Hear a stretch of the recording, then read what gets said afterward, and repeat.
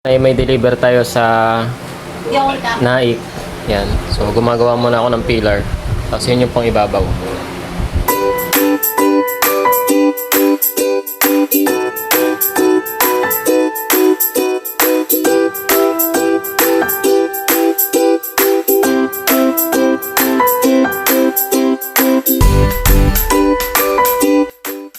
Sa mga idol yan.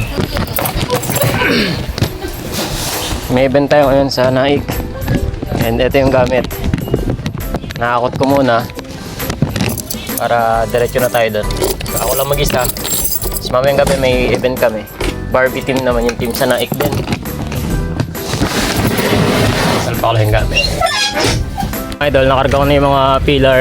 Tapos yung mga pang ibabaw, yung mga tools nandiyan na rin. Tapos yung ribbon andito.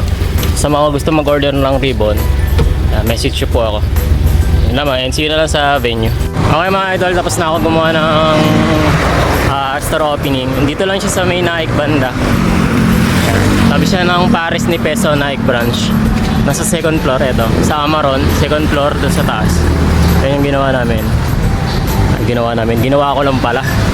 Yan, sa OPP. So, pasukin natin dito sa loob. Ang package ni Sir ay yung bronze na worth 2,000 pesos. So, yung mga sobrang balloons nilagay ko dito sa hagdan. Tapos nilagay ko rin siya rito sa fence, dito sa may bakal.